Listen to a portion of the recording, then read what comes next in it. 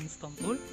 Saya berasal dari Institut Agama Kristen Negeri Tarutung, Prodi Sosiologi. Baiklah, pada kali ini saya akan men-share kepada teman-teman sekalian tentang teori interaksionisme simbolik yang dikemukakan oleh tokoh George Herbert Mead.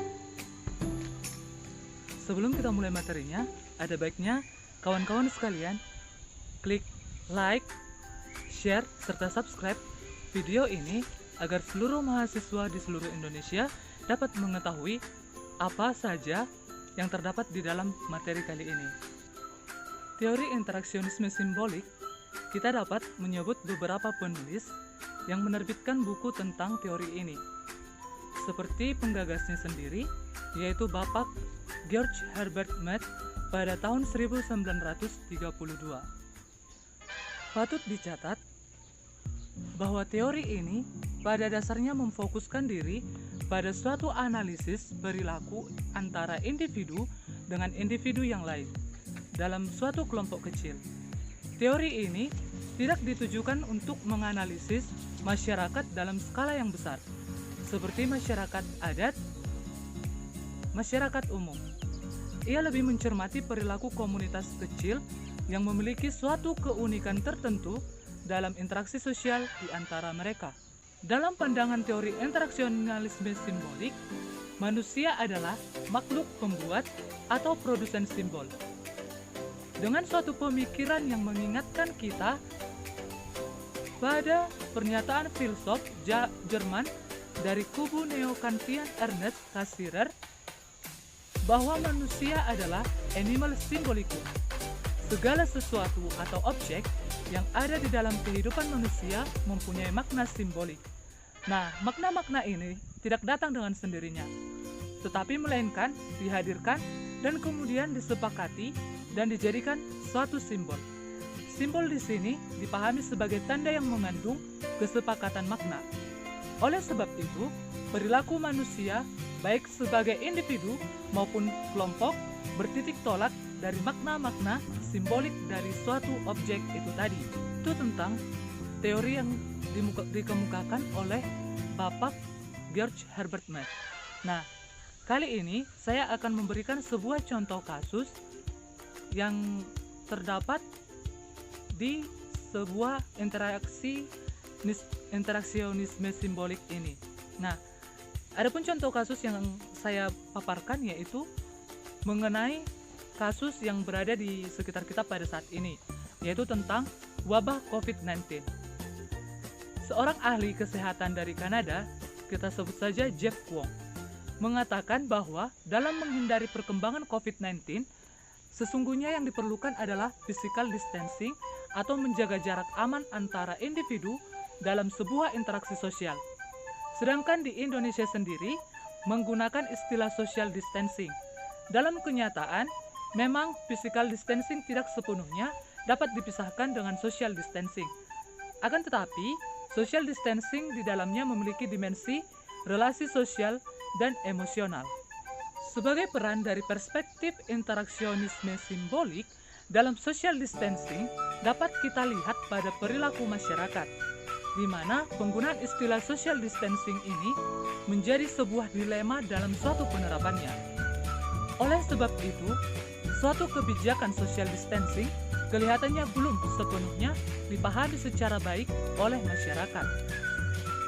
Sebagai strategi pencegahan penyebaran COVID-19, karena sekalipun COVID-19 sangat meresahkan masyarakat terkait dengan suatu kesehatan dan keselamatan diri, namun ikatan relasi sosial masih lebih kuat dalam perspektif masyarakat. Sebagai yang pertama, masyarakat sangat kesulitan menjalankan social distancing ini karena suatu kebiasaan dalam suatu kebersamaan, kerjasama, solidaritas, serta sejenisnya sebagai bentuk suatu interaksi sosial. Yang kedua, bagi masyarakat awam beranggapan bahwa social distancing hanya sebatas menjaga jarak. Terlihat pada saat ketika berada di area publik seperti ketika melakukan antrian di anjungan tunai mandiri atau yang sering kita sebut ATM. Meskipun demikian, kondisi seperti ini masih menjadi masalah pribadi karena masih ada orang yang tidak mudah untuk melakukannya. Dengan kata lain, terlihat dengan sangat jelas ada persoalan yang sementara dihadapi oleh masyarakat terkait dengan social distancing ini. Tidak bisa kita pungkiri bahwa akibat dari social distancing, masyarakat harus melakukan aktivitasnya di tempat tinggal masing-masing. Sementara sebelumnya mereka melakukan aktivitas dengan banyak orang secara bersama-sama. Kebijakan social distancing di dunia kerja yang sebelumnya terjadi secara onsite, tetapi saat ini telah diganti dengan secara online.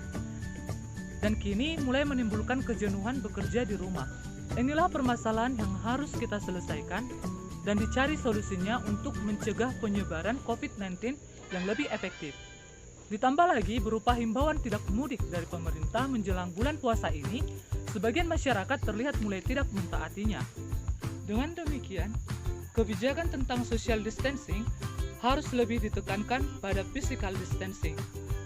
Akan tetapi, kebijakan physical distancing perlu disosialisasikan secara terus-menerus agar masyarakat memahami secara benar apa itu kegunaan kebijakan physical distancing bagi kesehatan bersama masyarakat sebagai hasil dari suatu ikatan relasi sosial yang sangat kuat. Relasi sosial tidak hanya berbentuk kontak langsung semata, tapi juga bagaimana kehidupan sosial masyarakat berjalan dengan secara stabil. Adapun suatu kelemahan memahami social distancing ini pada wilayah publik perlu diatasi dengan memperjelas apa itu fungsi physical distancing yang sangat diperlukan dalam menangani wabah COVID-19 ini. Dengan demikian, penanggulangan wabah COVID-19 memerlukan suatu pendekatan kultural dan karenanya peranan para tokoh dan pihak-pihak yang memegang kekuatan kultural dalam masyarakat sangat vital. Perlu melibatkan pemerintah desa seperti rukun tetangga, rukun warga, dan kelurahan. Selain dari kepolisian dan TNI dalam hal pengawasan terhadap masyarakatnya. Di sisi lain, faktor ekonomi juga merupakan suatu faktor yang tidak dapat diabaikan. Suatu kekhawatiran kehilangan pekerjaan, hal itu dapat dimengerti karena sampai sejauh ini masih banyak dunia usaha yang belum secara tegas menyatakan keberpihakannya terhadap kebijakan work from home atau WFH dengan suatu berbagai alasan. Ditambah lagi, kenyataan bahwa ada anggota masyarakat yang memang harus keluar dari rumah. Karena hanya dengan cara keluar rumah, mereka dapat melangsungkan hidup keluarganya dan dapat mempertahankan. Seperti para sopir ojek online dan pekerja sektor informal adalah suatu kelompok yang berhadapan dengan banyak pilihan-pilihan yang sulit pada saat ini. Last but not least, tidak ada pilihan lain mengatasi wabah COVID-19, sangat memerlukan sinergi semua pihak dengan kesadaran dan pengorbanan semua pihak. Dan tidak hanya pemerintah, tetapi juga dunia usaha, dunia pendidikan, dan masyarakat. Kepekaan sosial terhadap sesama merupakan kekuatan yang seharusnya menjadi ujung tombak dalam mengatasi suatu permasalahan ini. Kini saatnya kita menunjukkan bahwa menjaga kelangsungan hidup manusia merupakan suatu prioritas dalam kehidupan berbangsa dan bernegara. Teruslah berjuang dengan penuh optimisme bangsa bahwa masalah ini akan segera teratasi. Sehingga dengan adanya permasalahan sosial seperti saat ini, atau kita sebut social distancing yang diakibatkan oleh COVID-19, terjadi dengan perubahan yang sangat signifikan di dalam suatu kehidupan masyarakat. Tradisi yang telah ada sejak dahulu, misalnya berjabat tangan saat berjumpa dengan kerabat, hal ini tidak dapat lagi dilakukan saat ini, yang diakibatkan oleh permasalahan sosial yang telah terjadi. Lalu, untuk mengatasi hal tersebut, masyarakat membuat sebuah kesepakatan, yaitu melakukan yang namanya interaksi simbolik. Adapun bentuk interaksi simbolik yang mereka lakukan ialah hanya senyum, saling menunduk, dan melakukan gerakan yang telah disepakati bersama. Dengan begitu, terjadilah interaksi simbolik antar individu dengan individu beserta antar kelompok. Baik, demikianlah materi kali ini. Semoga materi kali ini dapat manfaat bagi kita semua dan menjadi bekal bagi kita untuk cita-cita kita dan masa depan kita. Akhir kata, saya mengucapkan terima kasih.